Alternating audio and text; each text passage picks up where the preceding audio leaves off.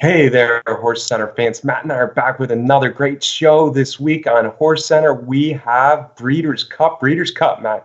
What are we doing today? We sure do. Brian, we came up with a list of the 10 horses that we are most looking forward to seeing in the Breeders' Cup. Fans, take a moment. Who do you think we have at number one? You might be surprised. I can't wait to find out who those 10 are, Matt. Let's all watch it now right here on Horse Center.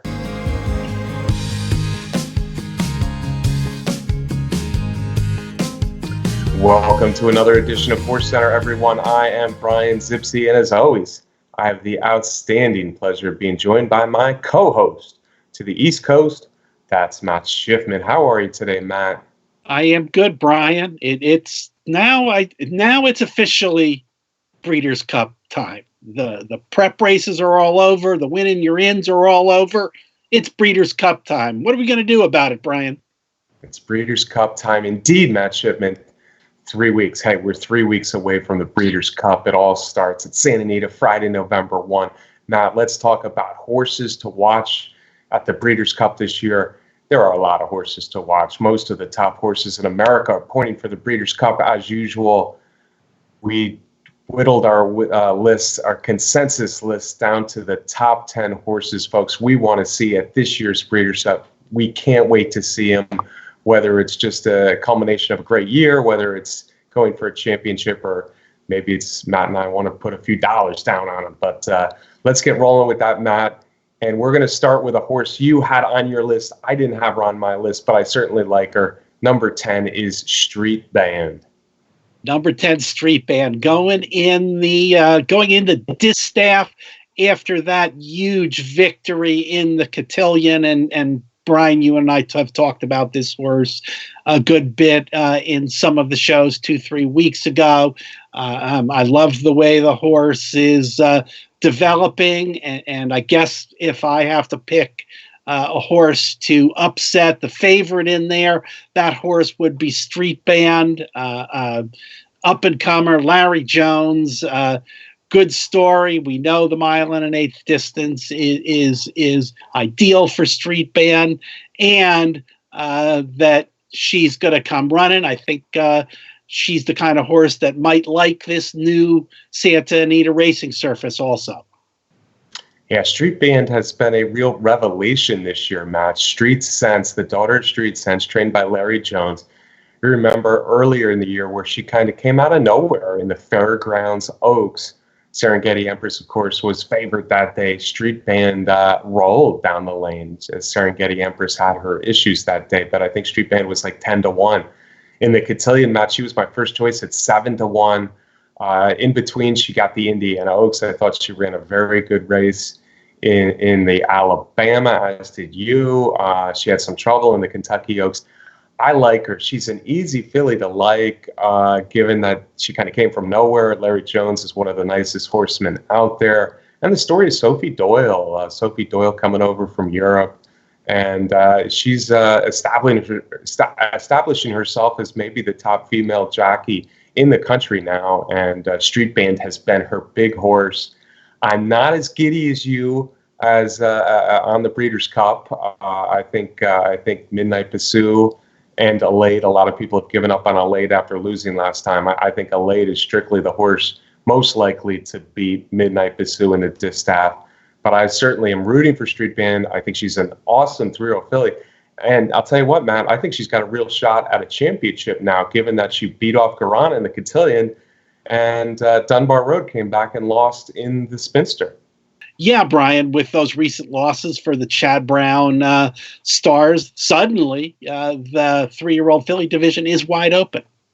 Yeah, she's 4-7 this year. She's won in places a little bit off the beaten path. I'm talking about Parks and Indiana Grand and Fairgrounds. But I tell you what, she runs a big race in the Breeders' Cup. That 3-year-old filly championship might just be hers. Now, Matt, a filly I am looking forward to betting in the Breeders' Cup. It happens in the Breeders' Cup Mile, and this is no surprise to anybody that's been watching Horse Center for a while now. Stormy is a filly that I like pretty much religiously. I just think she's getting better and better, and I think she loves Matt Schiffman. I think she loves a mile on firm turf. She'll get the mile, and she's very likely out at Santa Anita on November 2 to get firm turf. I want to see Got Stormy run big in the Breeders' Cup Mile. Yeah, Brian, I think that emphasis that you put on the firm turf is crucial for Got Stormy out there. As we know, in the 4-Star Dave, when she beat the boys, that's exactly what she got. She got one of those rock hard, firm, dry turf courses that can happen at Saratoga in the summer. And then she went up to Woodbine for the Woodbine Mile, facing the boys again, where she did not get that rock hard racing surface. There had been rain on and off in the days heading into that Woodbine Mile, yet still she had a good trip and managed to run second. Like you said, Brian, we are talking about Southern California, where it doesn't rain often, so likely she's going to get that firm and dry grass course at Santa Anita. Yeah, it won't be an easy task. This will be even tougher than the 4-Star Dave and the Woodbine Mile, but Matt hit on a key point. Got Stormy's an improving filly, but also she should get a turf and distance that she absolutely loves out at Santa Anita. She's won 3 of 6 this year. I think I bet her every time. And I tell you what, Matt, one of my favorite betting angles is find a horse that's coming off a loss that you think will improve next time. And I think that it fits the bill for Got Stormy. She'll have some odds now coming off the loss. Tough field in the Breeders' Cup Mile. So I want to see her run. She's our number 9, Matt. Number 8, I tell you what, number 8 is a horse. I don't think either of us have ever been huge fans, per se, of Catalina Cruiser. But you look at the record, and it's really quite remarkable. He's 3 for 3 this year. He's done it on both coasts. Last time he looked beat, and he came back and won. 7 of 8 in the lifetime. Unfortunately, the only race where he didn't win or didn't even come close to winning was last year's Breeders' Cup Dirt Mile at Churchill Downs. I think we both want to see if he can turn it around. We're not exactly sure which race it will be for sure, but we want to see if he can turn it around and maybe become a winner of 8 of 9 lifetime. Yeah, I think it's interesting what you said. Certainly, Catalina Cruiser is a really interesting storyline in there, and that's probably why you and I put the horse in our to watch list. With the record that you mentioned, and the only loss in the Dirt Mile last year, where he really wasn't in contention at all. In that spot, can he come back and get a little vindication for that effort in there? Just this past week, John Sadler has been talking like, oh, I'm going to look at the sprint and I'm going to look at the dirt mile, and he'll probably cross-enter and take a look at the fields. But I certainly think that Sadler is preferring to have Catalina Cruiser in the dirt mile, and that's where I would prefer to see this horse also. Yeah, I think the dirt mile makes a lot of sense. Having said that, there are scars from last year, and the dirt mile this year could be an even tougher race than the sprint, which I think usually is not the case. Hey, Catalina's Cruiser's back home. You mentioned the word vindication. I think that's what we're talking about here, vindication, because people on a national level don't respect that 7 of 8 lifetime, even though all he's accomplished. I thought he was great rallying late in a sprint at Belmont earlier this year. And I'd like to see him at least run his best race in the Breeders' Cup. I'm feeling it will be the dirt mile, but it could be the sprint.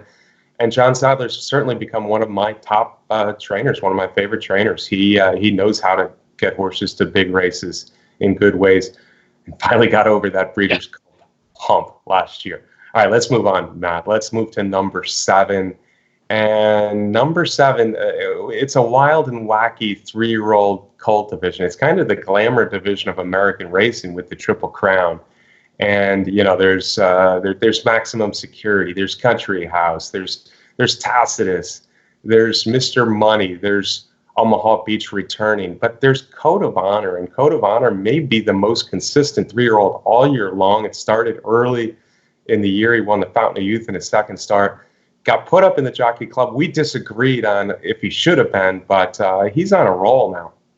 Yeah, that's for sure. And you know, you mentioned the glamour, the publicity, the spotlight divisions of the 3-year-old males and the older dirt males.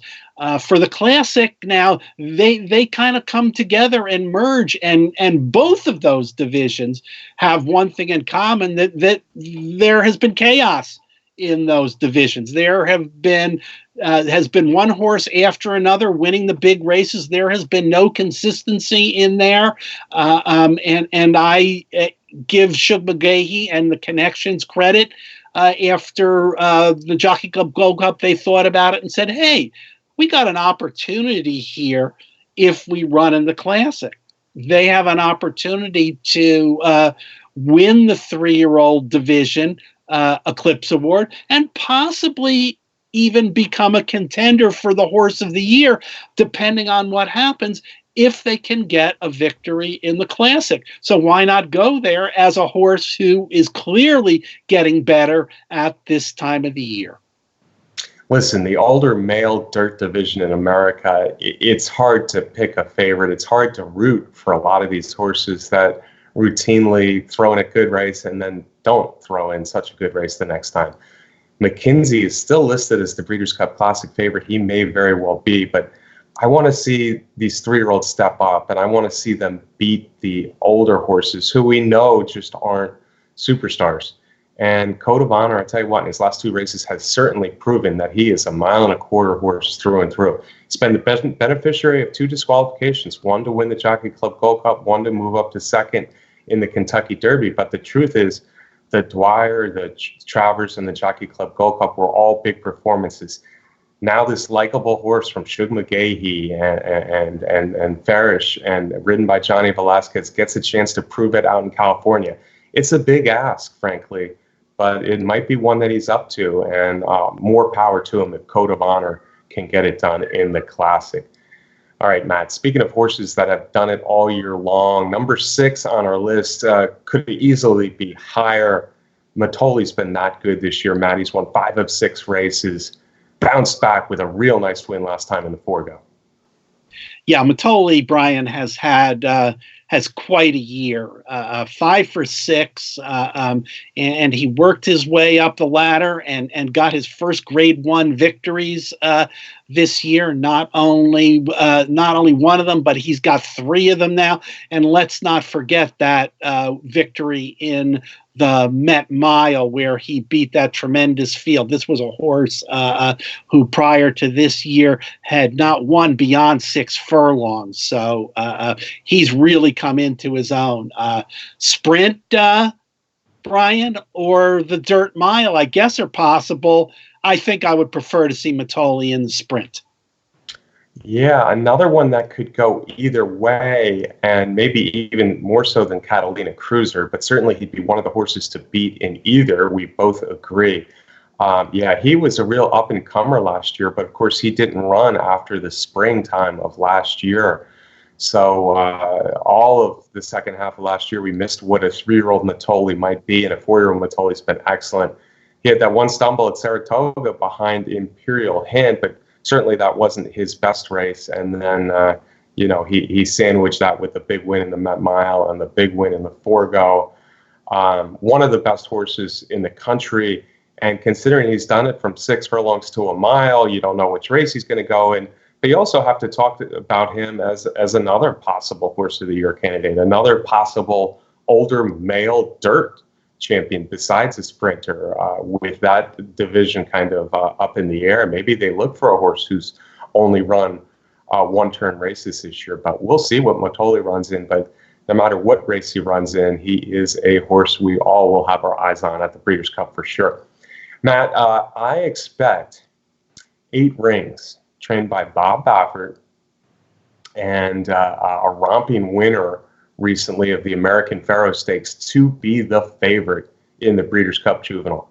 I'm pretty sure that 8 Rings is going to be the favorite. We don't have him on our list, but we do have another 2-year-old colt on the list. So that kind of tells you, folks, what Matt and I are thinking here with the Dale Romans' son of Tiz Now, named Dennis Moment. Dennis's moment, excuse me. Yeah, Brian, there's no doubt in my mind that that the Baffert horse 8 Rings is going to be the favorite. Hey, we're talking about his home track, Santa Anita, Baffert, 2-year-olds, all of the intangibles and so much money that gets bet at the Breeders' Cup by racing people who this is their big day to wager once or twice a year. Yes, Brian, that Baffert horse is going to be the favorite for sure. We both like Dennis's moment. We liked his performances. We liked his victory in the Iroquois, where he was geared down in there. And this Dale Romans horse is going to head out to the West as the second choice, and we're thinking, that might give him some value. Yeah, I guess he's the second choice, Matt. I hope those odds are pretty good, though. I really like him. Hey, listen, Dale Romans and the Albaugh family stable came out to the West Coast a few years ago in the Breeders' Cup Juvenile with a really nice horse named Not This Time. Not This Time ran a winning race in the Breeders' Cup Juvenile. He just didn't win. Classic Empire ran a slightly bigger race that day and got the edge over Not This Time. Dennis's moment is that kind of talent. His Ellis Park win was just out of the world. And then he showed a new facet in the Iroquois Churchill Downs, as opposed to Not This Time, who had little issues along the way. Dennis's moment is nothing but clear sailing, other than what happened in his first race. But his last 2 races are really sensational. Everything about it makes me think that he is a better horse than 8 Rings. That's right, folks. I'm saying it. He's a better horse than the favorite. Matt and I are both on Dennis's moment, and I think we'll be hearing about Dennis's moment next spring as well. So he's the juvenile that I really want to see. Matt really wants to see this year at the Breeders' Cup. All right, Matt, we're getting down to the nitty-gritty. And I guess when we're talking nitty-gritty, we should start talking about an older mare here who's won 6 consecutive Grade 1 races. I remember horses like Spectacular Bid and Affirmed maybe pulling this kind of trick, Matt, but you don't see it a lot these days. Sistercharlie, 6 consecutive Grade 1 wins. Bravo. Yeah, Brian, when you talk about that, not just 6 races in a row, but 6 consecutive Grade 1 victories in a row, you have to go back and start calling up names of phenomenal horses like Zenyatta, and I don't know how many Rachel Alexandra put together in her run as a 3-year-old. An amazing resume, and she takes that to racetracks all around the country. She was just phenomenal at Belmont Park in the Flower Bowl last weekend when she extended that streak. 3 for 3 this year.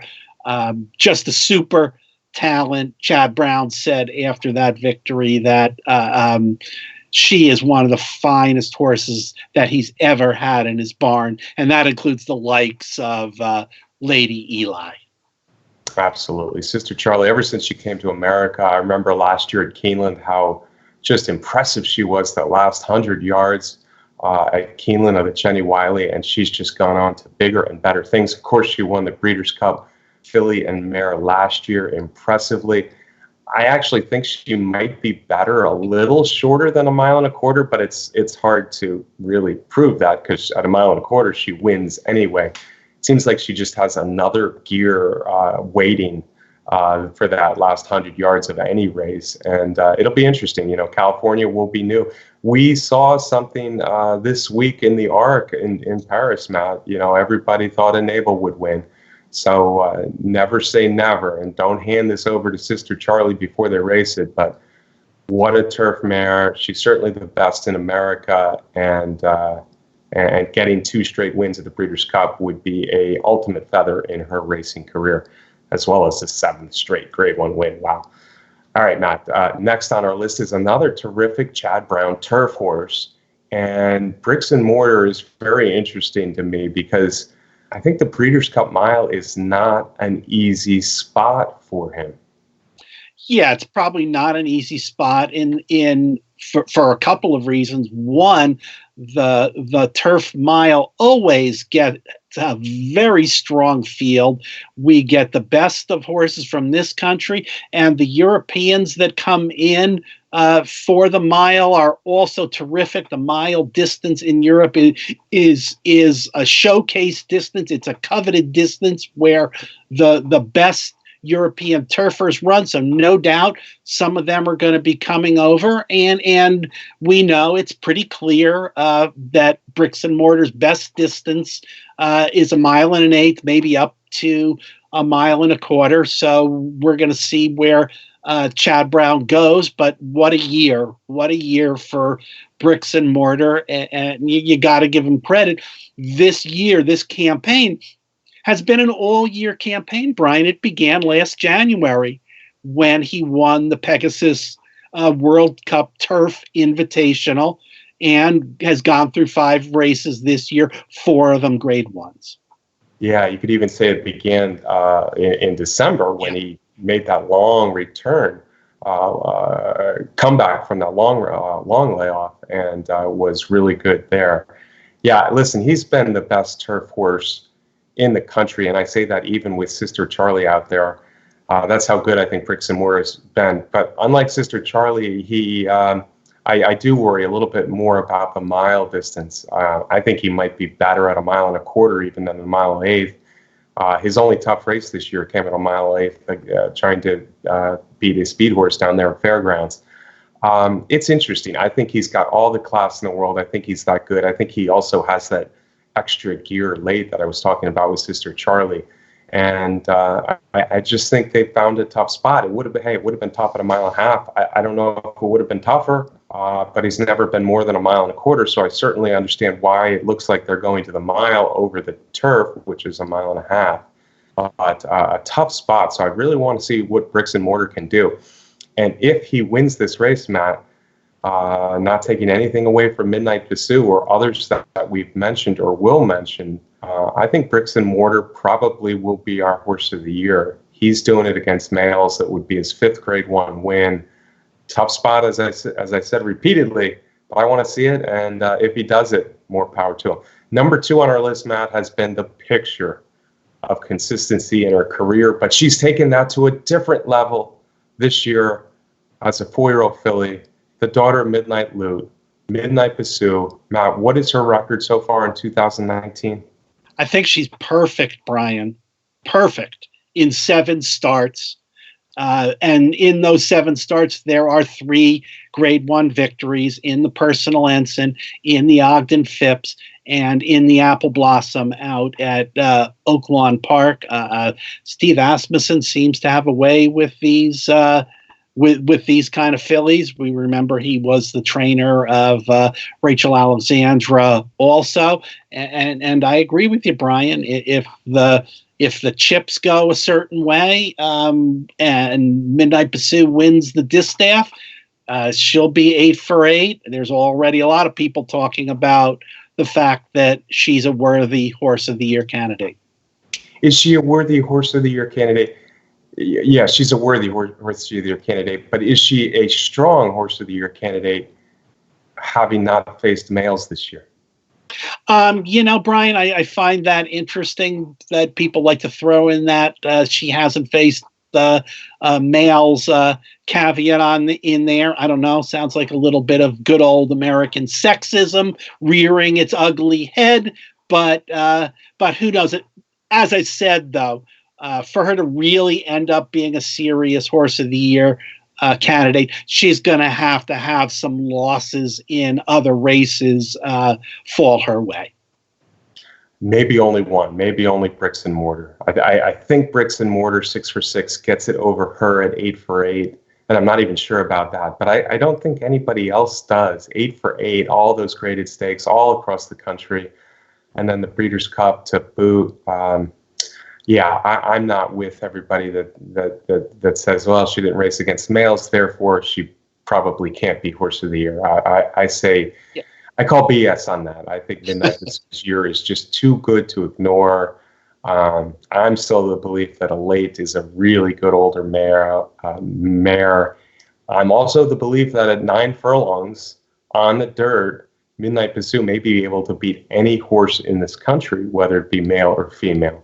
The fact that she's running all the female races doesn't take much away from her record this year for me. It's sparkling. And to tell you the truth, other than Elate ending up in the distaff, which is another question mark, she could go to the Classic. I really don't think there's a real strong candidate. For me, Midnight Bisou is a likely strong horse to beat in her Breeders' Cup race, which of course will be the distaff. And if she wins it, 8 for 8. Matt, we just talked about Midnight Bisou, Bricks and Mortar, Sistercharlie, who have arguably been America's 3 most consistent, 3 best horses, throw in Mitole and Code of Honor. Who the heck do we have at number 1? We have who, sir? Well, Brian, we talked about it last week. We said, what is Richard Mandela doing running Omaha Beach in the Sprint Championship out in Santa Anita? Well, Omaha Beach must have been listening to us, Brian. We pissed him off a little bit because, wow, Brian, what a performance to come back off a 6-month layoff in a quality race against a highly touted sprinter, another 3-year-old in there, to rally up the rail with such determination and courage and get the win. It was just, in my eyes, a spectacular performance, which leaves Mandela with the big decision for Omaha Beach. Is he going to come back in the sprint or the dirt mile? Or, Brian, hey, why not? How about in the Classic where the field may not be that tough? Wow, yeah. First of all, if we had anything to do with pissing off Omaha Beach so that he ran even better in the Santa Anita Sprint Championship, good for us, Matt Shipman.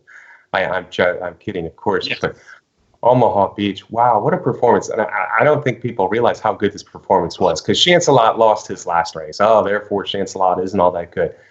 Again, I'm going to call BS on that, Matt. Chancelot at 6 furlongs is a bear, and he had the race.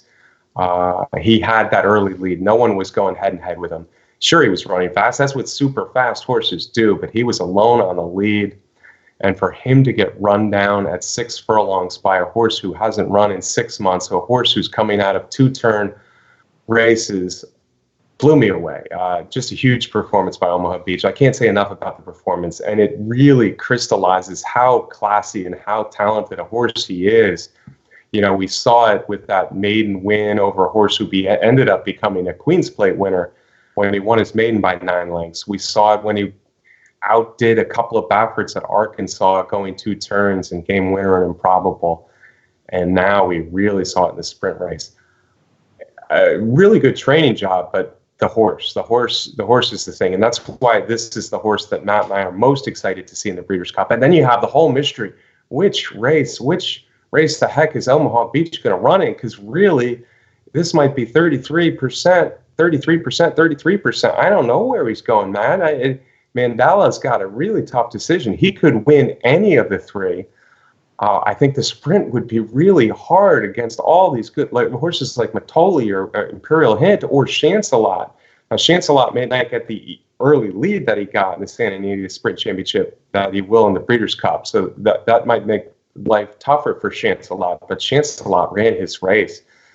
Breeders' Cup Dirt Mile makes a heck of a lot of sense. We know he's good from at least 6 furlongs to 9 furlongs, so why not the Dirt Mile? He's got to be a little bit short on seasoning, having only 1 sprint race in 6 months for the 10 furlong Breeders' Cup Classic. Are you kidding me? But on the other hand, hey, if he's the best dirt male in the country and he's this good right now, why not? Why not the Breeders' Cup Classic? Boy, it's an interesting story. Omaha Beach coming back in time to make the Breeders' Cup. Shades of DeHaas, maybe, Matt Shipman? Yeah, and I just want to add that in that race against Chancelot, he did not beat a tiring horse in there. He beat a horse, as you were hinting at, Brian, that had everything his way. He was loose on the lead, very fast horse, got to relax out there. It was an amazing performance. And with the Omaha Beach decision, we also have to certainly mention that there is a syndication plan. There are stallion plans for Omaha Beach already. He's not going to be running significantly in 2020. We don't know what the agreement is. We don't know what how much power the Stallion Farm has over this. There in the background looming is the Pegasus World Cup and the recent trend for horses to get one more race in before they go off to stud. It's gotten to be a thing with Gunrunner, Arrogate, for instance, doing it before they go off to stud. So I guess there's that out there that could influence the decision to go in the Classic, try one of the other races, and then go on to the Pegasus World Cup. But Brian, I am rooting for the Classic for sure. It is, as we talked about, not a great division, the older males, and I would love to see Omaha Beach go in that race and put on a show. Yeah, that would be nice. That would be fun. He's won 4 races in most impressive and improbable style, Matt. The Son of Warfront obviously is the real deal. And, there is the Sun deal with Spendthrift, Rick Porter. Who knows? Maybe that gets on hold for a year. Maybe he does come back at 4. That would be nice. Maybe, as Matt said, the Pegasus World Cup is his last race, and he does, as previously planned, go to stud next year. City of Light was a big winner of the Dirt Mile, Breeders' Cup Dirt Mile last year, then went on to win the Pegasus World Cup over Accelerate. So that is a precedent for sure that probably would make a lot of sense for Omaha Beach.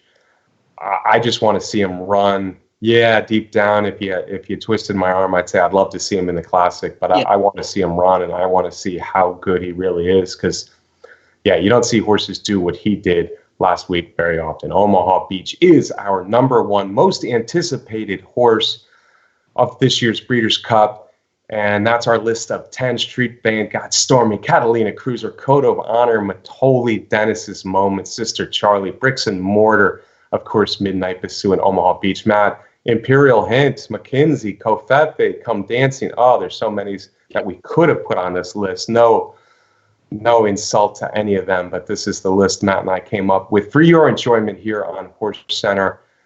Matt, let me get a parting shot from you before we say goodbye. Yeah, Brian, and this is just the beginning of our Breeders' Cup coverage. HorseCenter fans, you know that. In the coming weeks, we'll start talking about when pre-entries come, we'll start talking about the fields a little bit more, breaking them down. We come up with our favorite wagers on the 2 days. So stay with us at HorseCenter for Breeders' Cup coverage. And as always, I want to thank our producer, Brett Workman, for putting together the show. Matt is definitely right. Well, thank you, Brett Workman. Thank you, folks, for tuning in every week. But you got to tune in for the next month for sure with all our great Breeders' Cup coverage here on HorseCenter. Don't miss it. If you haven't yet subscribed to our YouTube channel, this is a great time to do it here on Horse Racing Nation. Hit that little red button. Thanks to our sponsor as well, the best contest site out there, Derby Wars. Next week, Matt and I will be back with another edition of HorseCenter talking what? Talking Breeders' Cup right here on HorseCenter.